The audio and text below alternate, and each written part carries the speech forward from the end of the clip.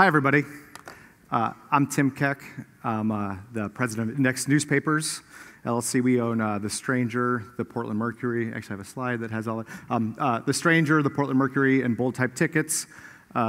Stranger is a newspaper in town. Portland Mercury is in Portland, as the name might suggest. And bold type tickets is a ticketing solution for local media to sell and promote tickets. We also do the Savage Love podcast, which it's in its, I think Dan is actually here. It's like 37th season, Dan. But we're the second season of the paid version is happening right now. So people have asked me in the past to talk about the early days of The Onion, and I haven't for lots of different reasons. And I've never really said yes. Well, until this one, except there was one time before that I said yes to talk about The Onion, and it was because I was invited to go to Cannes to speak about it. And it was going to be a nice trip to Cannes and talk about The Onion, and nobody was there that I would know. But I had a conflict, which was my niece's bat mitzvah, and I wasn't going to do it. And then I got a call from my wife's great aunt Sylvia. And it's incredibly powerful how a 90-year-old woman can make you do things, and that's why Judaism has been a religion for so long. So one other thing, a couple caveats. The little thing I wrote about my speech is not a joke; it's true. I haven't done shit for The Onion for 24 years. I like The Onion just fine, I'm friends with people who still work there, but I don't have a huge amount of insight. And the other thing is that this is an interactive conference. When they gave me all the information about it, they'd like this to be relevant for you folks. And so I have something that's kind of relevant with The Onion as a newspaper for you, is that I have a formula for how to write an Onion story, and it works exactly right for LinkedIn juice. So I can power whatever your conversion rates for LinkedIn are, they're going to be 5 times better. Let's say you're getting a 2.7. I'll bring it up to a 5.8 after this talk. I guarantee it. So this is a slide everybody likes to see. The speaker's entire life story, the long version. This will just be the newspaper parts of my story. I grew up in the Midwest in Chicago, and both of my parents were newspaper people. They met at the newspaper. My mom was an investigative reporter. My dad was an editor of the Hammond Times. My dad was the president of the Chicago Area Newspaper Guild. We lived, breathed newspapers. Newspapers were just every part of our life, all of my parents' friends, social life. My dad got sick when I was a kid, and he died when I was in 6th grade, but every single one of his pallbearers were reporters. Everybody who spoke, virtually everybody who spoke, except for my drunk uncle, at the funeral was a newspaper person. And also in Chicago, newspapers, especially in the 70s, were amazing. There was just a huge amount of newspapers. There was the Chicago Tribune, the Sun-Times. There was the Chicago Reader, which is as everybody knows, the classic alt-weekly there, and a zillion ethnic and religious and labor and millions of different newspapers. And it was a really rich newspaper environment. And so I was just swimming in it. The Mike Reiko, who is a famous columnist from Chicago, wrote my birth announcement when I was born. And so it was just my life. And after my father died, and the newspaper my mom was working at was sold and turned into this, and went from the Hammond Times, which was this really interesting publication that covered steel mills and labor issues and that kind of stuff. And I can't remember who bought it, but they're just jackasses. And they ruined the paper, and they turned it into, I can't remember. It was just, the buyouts that were happening. And so my mom decided to move to Wisconsin. She got a gig at the Oshkosh, the University of Wisconsin at Oshkosh, teaching journalism. And that's where she's originally from, that area. So we moved to where my grandfather lives, which was in the middle of a woods. My nearest neighbor was 5 miles away. And I went from having a life filled with newspapers and a social life to no newspapers and no social life. And there was only one newspaper that I could get when we first moved there, and that was the Oshkosh Northwestern. My mom and I used to call it the Oshkosh Nowhere. And I didn't realize how incredibly influential the Northwestern was to me. First of all, I had nothing to do. And so I would read the Northwestern from cover to cover, and I just adored it because it was horrible, and every newspaper has its good days and its bad days. In the mid '80s, in Oshkosh, the Northwestern was having its bad days, but the headlines were hilarious, unintentionally hilarious. They had columnists that were just like crazy, insane Christians, weird bar owners. Just anybody could have a column. They had a social column that if you went out to dinner at somebody else's house, it was written up. And so you got this like amazing. They talk about little things and make them big, and it was awesome. Oh, also fantastic. It's a kind of a German community and fantastic recipes. Like the food section of the Oshkosh Northwestern is just gold. If you could, it's just just like reading those recipes. Oh, just heaven. So the other thing, the other publication that we've got my sophomore year, it was incredibly exciting. I remember when it happened. USA Today had already been out, but now was the time that I could get USA Today delivered to a mile and a half away from my house where I'd ride my bike to get the USA Today. And the USA Today was the opposite of the Northwestern. It was slick, professional, color. It was soulless. It was kind of the Falcon Crest version of a newspaper. And it was just, everything was kind of upbeat. It glossed over everything. It was soulless and horrible. And the combination of USA Today and the Northwestern were really a great thing. And it was also a publication. Still, if I'm traveling and I'm at a hotel and some people still get USA Today, you get it on your and it really hasn't changed too much from those early days. So also my house was, my sister, I had two older sisters, and they had already moved out. So it was just my mom, who's a writer and a professor, and myself, and she just does not like sound at all.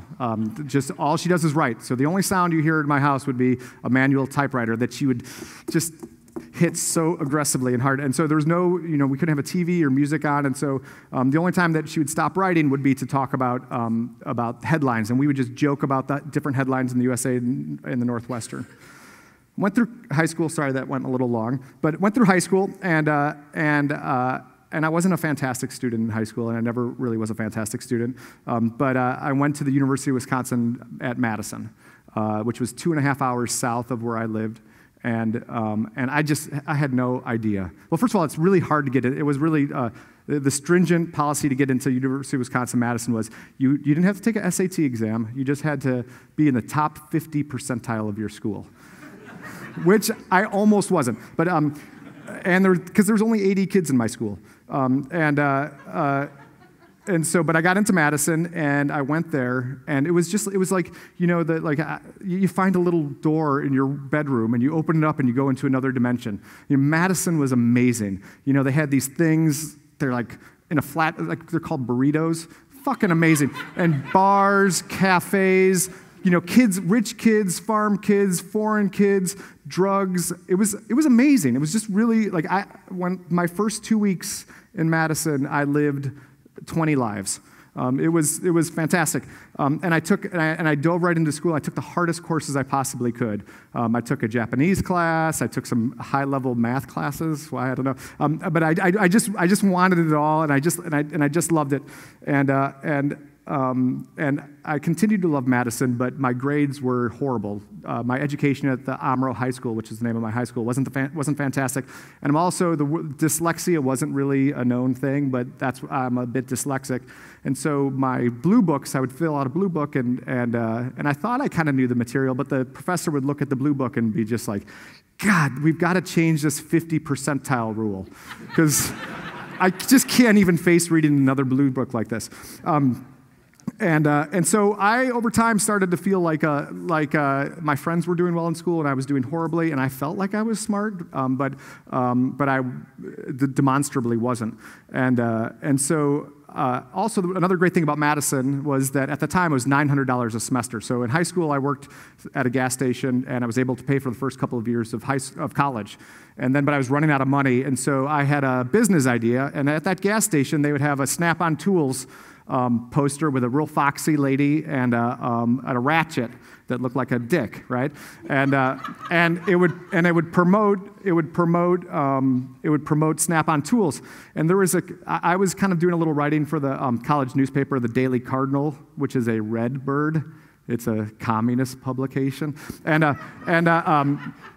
And I was doing something, and there was a comic artist named James Sturm in there, and the comic was called Down and Out Dog, and it was your classic underground cartoon. It was really funny. It was everything else in the Cardinal was painfully serious. The Cardinal was filled with people. It was good kids, but they were discovering that racism and sexism and that there was disparity and people were starving, and they just really were feeling the weight of the world, and they were very serious about their writing. But it also had writers like Anthony Shadid, who was a friend of mine who died a few years ago, who was a Pulitzer Prize winner for the New York Times, who died in Syria. He was at the same time was writing for the Cardinal, so I can't really make fun of the publication too much. So I decided to take Down and Out Dog, the Down and Out Dog cartoon, and turn it into a monthly calendar where I'd sell advertising on the bottom of it. And it did spectacularly well, because who knew that kids didn't have anything interesting to put on their dorm walls? And so we did that. So I was able to advertise right into people's dorm rooms. The coupons did well, and I paid for James and I just would do that calendar and smoke pot and eat and live like kings. And it was also, it flicked a little something in my head, the little thing that was like, you're not a complete loser. And it's really, if you feel that, and that thing clicks, you just want more. So I wanted to do a bigger project, and I wanted to start my own newspaper. And I didn't really have a good idea of what that was. I just knew I wanted to start a newspaper. And so the Down and Out Dog calendar was doing well. I was going to quit school and do this newspaper. And I met this guy. His name's Chris Johnson.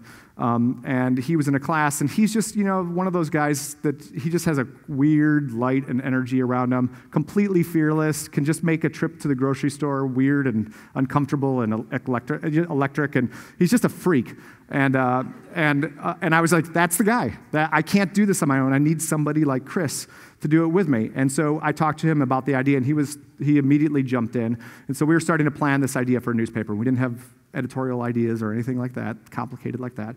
And he said yes, but then one day, he said his dad was coming to town, and a big black BMW pulled up and came out, and just had a bunch of great weed and booze, and he hung out, and I couldn't believe I was meeting a dad that was like this. He was really interesting and funny, and he had a horse farm in Poland, and just and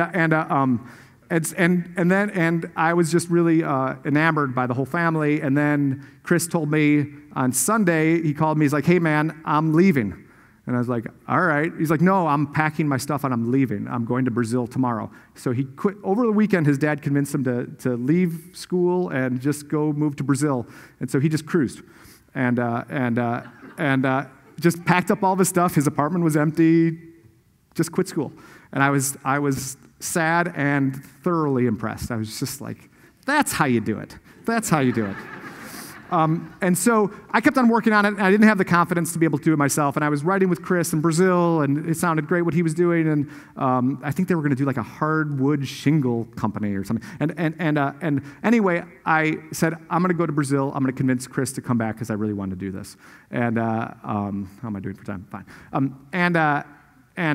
So I went to the student union, pulled a little sheet that had a phone number for courier flights. They don't have courier flights anymore, and it's sad because it was great. You pull a little thing, and it was $89, Air Paraguay, flight to Rio. And so you pull the little thing, you go to the airport, which was, I had to go to LaGuardia to do it, which is a little bit of a long way around. But just a creepy, chinless guy came, and he's like, "Give me your passport, man." And I gave him my passport, and then I was like, "What's in the box?" And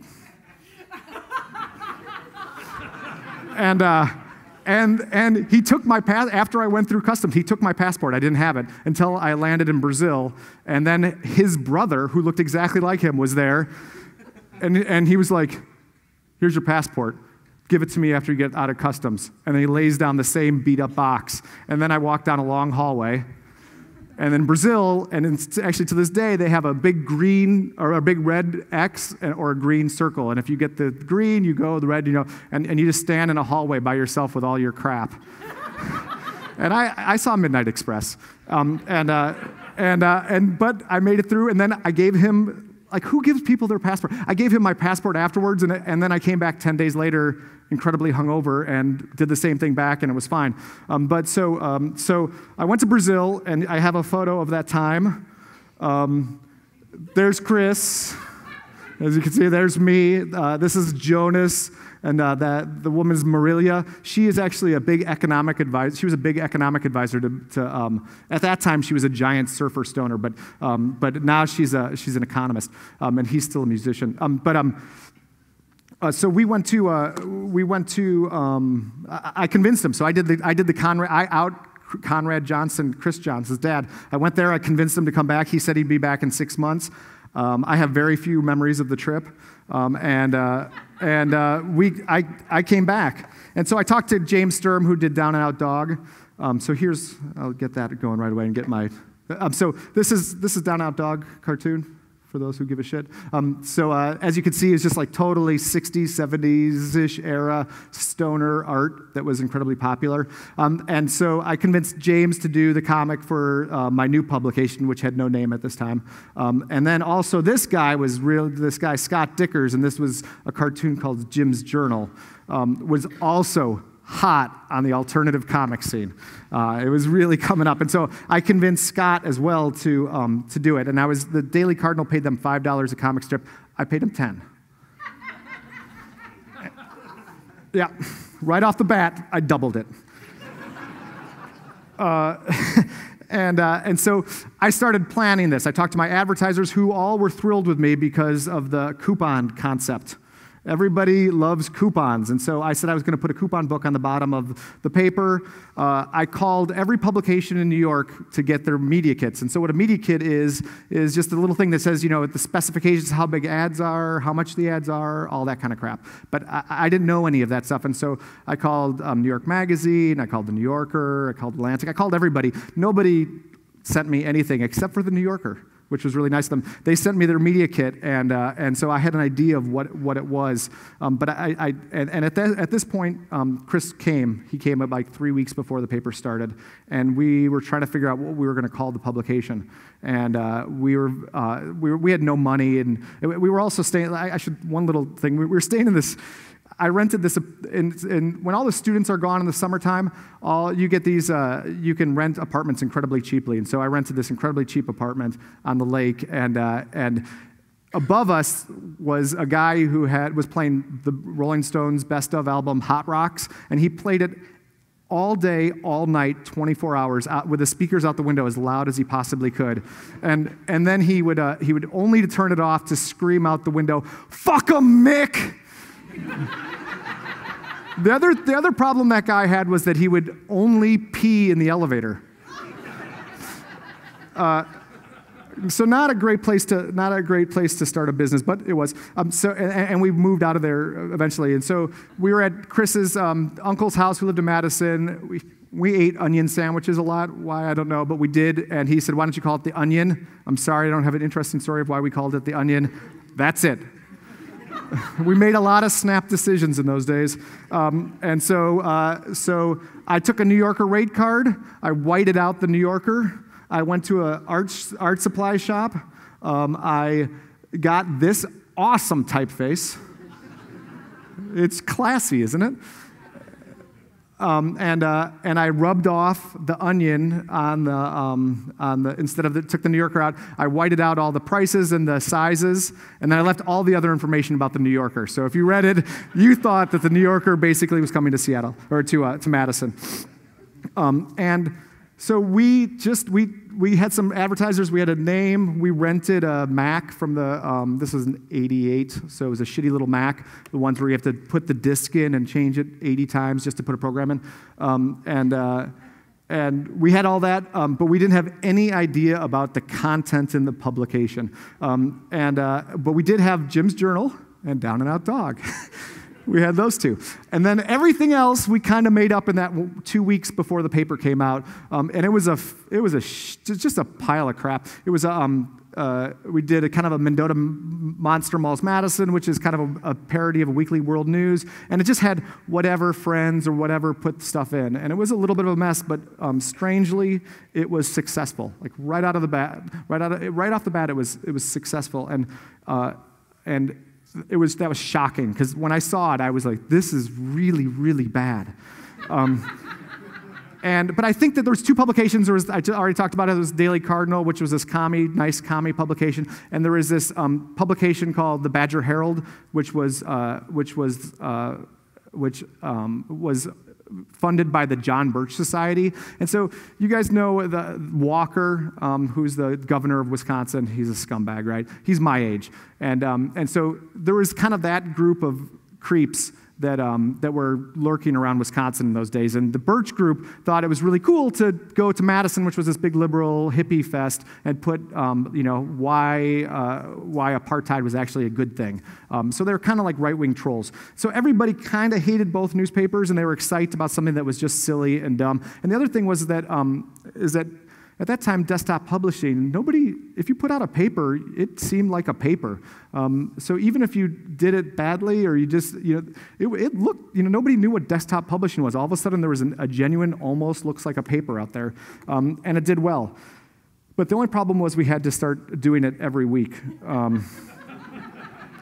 The good news is that when something is doing well, even if it's dumb and it's doing well, it starts to attract people who are smart. And there was a guy named Matt Cook, who was an improv actor and did some Second City stuff, and he was a friend. He was an early person that came on, and Matt Cook, this dead guy found, which I'll talk about in a second. Matt Cook, if there was one person, is the person who created the Onion voice, it would be Matt Cook. And so Matt Cook came on fairly early, and then this guy, Scott Dickers, who wrote Our Dumb Century and has been the creative force of The Onion for the last 25 years. He came in, he'd bring in his column, I'd pay him his $10, and then he'd hang out, and he would look at it, and he would look at our stuff, and he would just it killed him how bad it was. And so he would look at it. He would do some proofreading. He's like, you can't. And then there's lots of people I work with now that you, as soon as you meet them, oh, this person is great and can do this work. When I met Dan in Madison 25 years ago, the same kind of thing of just like, oh, and Scott Dickers was that. We're like, this guy can totally do it. He is the voice that we need. And he was also disciplined. He was funny and disciplined, but he had a big turmoil in his heart because he really wanted to do Jim's Journal, and he felt like the Onion was sapping his creative juices. And so every time he was working at the Onion, it was hurting Jim's Journal somehow, which was going to be his future. And so Scott quit 14 times in the first year, and maybe he's quit every 6 months from the Onion since then in the last 25 years. And he's an amazing person. So after a while, with Scott and Matt and Christine Wentz and a bunch of other folks, James Sturm, and it was just like a kind of a loose-knit crew of people who would come by our apartment, smoke pot, and put out the Onion. And we put out this issue, The Dead Guy Found, which was the way to mess around with the AP style.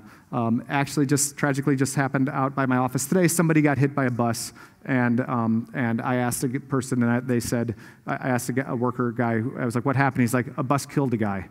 And I was like, that's a perfect Onion headline, sadly. And so what you do is you write, and this was also really, the Onion was really prescient in a lot of ways. This one, The Dead Guy Found, was really prescient in that it's Twitter, basically, right? It's just like a completely unsourced, vague piece of shit about something that kind of happened. We thought that was funny back then. Now it's just like de rigueur. It's just, that's your news right there. Dead Guy Found. So one of the things that Scott did, besides making his discipline, but he really kind of forced us into having a formula. And this is the Onion made 5 ways. So here are the 5. If you want to do an Onion, and also this is the super juice your LinkedIn. So take these techniques for LinkedIn, and you will super juice it. Include the elephant. So Onion's famous for this, the thing that everybody's thinking about, but you would never write about it in an article, and then you write it as straight news. New presidents feels nation's pain, breasts. By the way, these slides are from my time and after my time and all that kind of stuff. It's a mix. Amputee children of Cambodia award Peace Prize to Henry Kissinger. Obviously, the elephant in the room is he was a mass murderer and got a Peace Prize. The next one is, I got it right here, religion is dumb. So Scott Dickers is a huge atheist, and so is my family. We're all these Germans went to Wisconsin to be atheists, and look what happened. And so if you take AP style and you write about religion and you write about if you just take religion at its face value and then you write about it as a newspaper article, the logic of a newspaper article versus how crazy religion is, right? That frisson really makes you laugh. God answers prayer of paralyzed little boy. No, says God. Christ converts to Islam. So if you just, the honest character. I employed this when I wrote the little preview of what I was speaking about today. So if you write, nobody speaks honestly, right? So if you just say exactly what it is the person is thinking, a lot of times the Onion does this in character, right? They take Sting or somebody and they write it in character and force them to write completely honestly. It becomes funny. So here it is, Sting. I used to be kind of cool once. By Sting, and one of my personal favorite, does this cock ring make me look fat? One of the things we didn't have a lot of artwork. In fact, we didn't even own a camera. The Onion early days, maybe year 3 they owned a camera, but in the first year we didn't have a camera at all, so we just did clip art, and I bought piles of magazines from junk stores. And so this guy right there is a classic Onion clip art. You just, a headline and that face.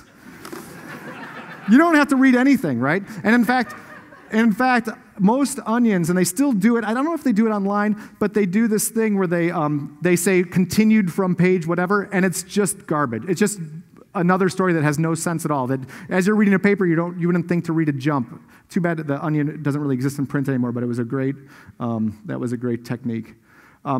The big, small switcheroo, dead guy found, that's a big, small switcheroo. So you talk about big things in a small way, and you talk about small things in a big way.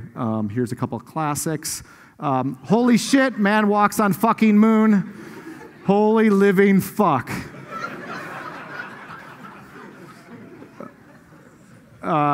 So writing about a big event as if you were a regular person. And then you can recognize this as about a third of Onion articles. Sales manager gets a little crazy at office party.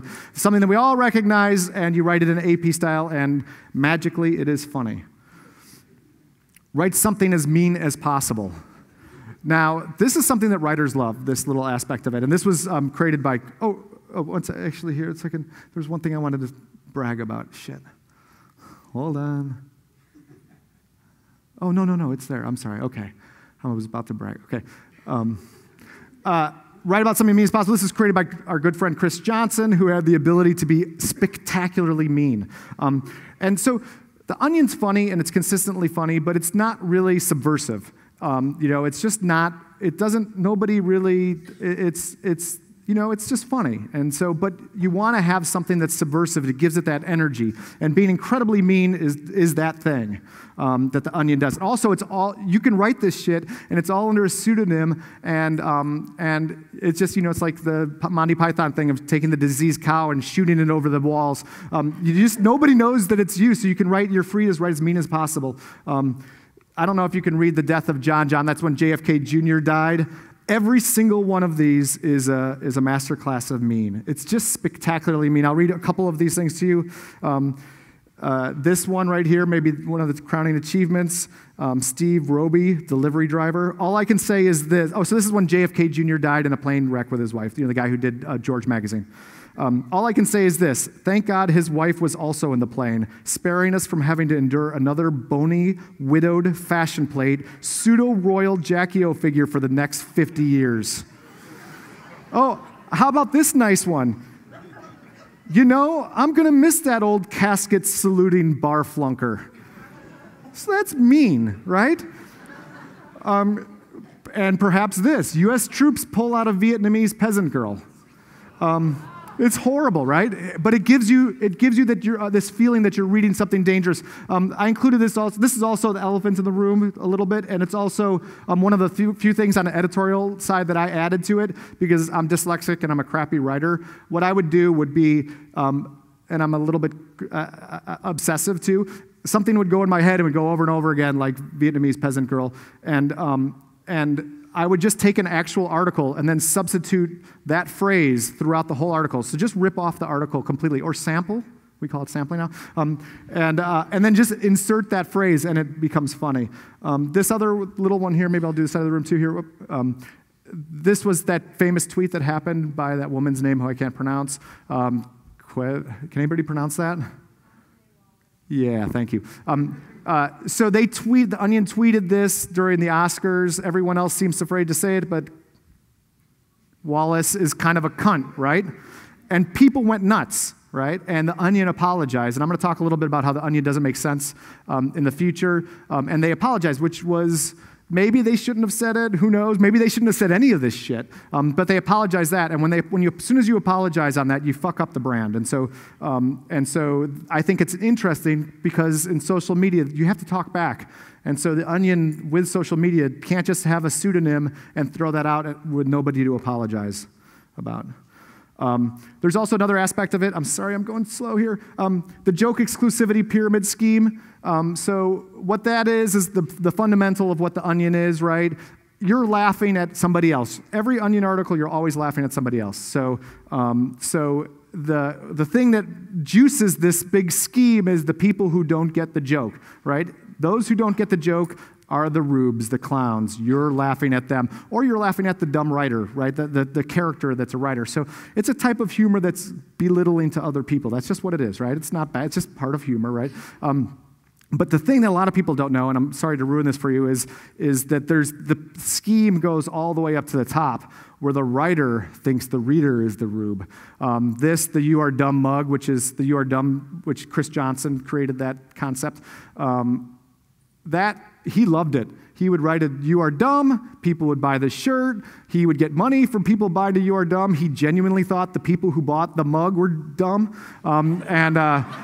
And when people would be walking around with a You Are Dumb t-shirt, he was thrilled. But there's a problem. Another little problem with The Onion is that this area, it's just, I can't get this thing. This thing that don't get the joke, that bottom of that pyramid, like all pyramid schemes, is starting to collapse, right? Nobody doesn't get the joke. It's just like, North Korean press services don't get the joke. And so when there's no exclusivity, you kind of lose the excitement of everybody else is dumber than you. I'm going to blast through this. I'm running out of time here.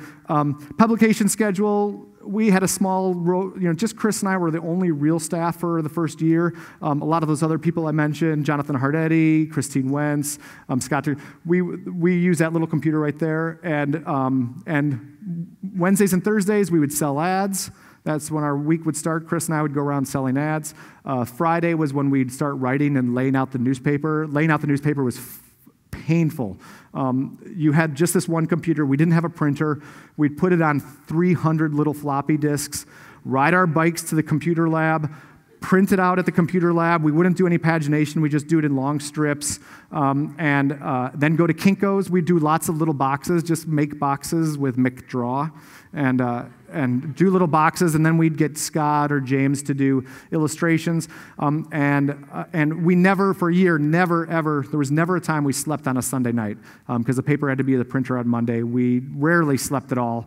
Monday morning, we'd take the printer to outside of Madison. It was a half-hour drive, come home, crash for a couple hours. A truck with all the onions would come. We'd take them out of the truck, put it in my Jeep, and then go out. And then go out drinking or whatever. And then the next morning at 5 o'clock in the morning, we'd deliver the papers all over Madison. And then the week would start again. And it was a grueling schedule, and it started to become kind of unfun. After a time, though the paper just got more and more popular, and the people who were quasi working for us were having an awesome time. But Chris and I started to hate each other. The staff certainly started to hate us. We hated the readers. There was a lot of hate. and this is not the end of the speech, but almost so. But I'm going to have a slide. Here's the end, which was we just got sick of it, and so we made $20,000 in profit our first year at the Onion. And so Chris and I, after having a big fight about something probably incredibly stupid, we went out to a bar and we just decided, we're like, let's stop this. Let's just move on. I want to get out of. I hate Madison. Don't you hate Madison? I hate Madison. Let's get out of here. And so we figured they could, in a year, they would be able to pay off $20,000 because we made that in our first year, and they were great. And so we said, if you guys can pay us, if you can do $20,000 in a year, it's yours. Here's the keys. And so we gave it. We basically the current staff purchased the Onion for $20K. And real quick postscript here. One other little thing, though. So I went back to school. Chris went back to school. He graduated. I didn't. He was a little ahead of me, and I didn't really have credits that made up for anything. He went to a little fishing shack on the Mississippi River and had an amazing collection of French New Wave film and hip-hop and hard bop music. And I went and visited him, and then he did the reverse thing of saying, quit school, let's hitchhike to Brazil, and that's what we did. So in December of that following year, Chris and I hitchhiked to Rio, and that was the last I ever spent in Madison or at the Onion. Quick postscript, Onion Online. The Onion, when the online happened, which was what year? Does anybody know when? Whatever. Online happened, the World Wide Web happened, and the Onion was perfect for it. It was kind of a meme-making machine. It was small bites. It was national. It was a thing. It appealed to a college audience, so they were emailing and then starting to do social media, and so it just was rocket fuel for it. And there wasn't anything. It had the same thing that the Onion had in the early days. There wasn't really lots of funny stuff online. There was later with every other little meme, but when the Onion came out, there was nothing, and it became huge. And I'll blast through where I've alluded to it a little bit. Right now, the Onion doesn't make a lot of sense. They've been closing some papers, and they have to really rethink what they're doing because nobody knows. I keep on saying AP style, and I don't even know if people know what that is. But the structure of how news articles are written, nobody really, especially young people, don't know what that is because they don't read newspapers. So if you don't know the structure, you don't get the joke, right? And same with TV news. And when there's things like when the Twitter news and that kind of stuff is as jokey as the Onion, it doesn't make a lot of sense. And then also you can't be the biggest, you can't write the meanest thing in the world, send it off, and not have some sort of response. And so the Onion's not dead. It's in a little bit of a trouble spot, but it needs to start figuring out how it messes with what people know and are living today. And I think that is it. That's it. All right. Thank you.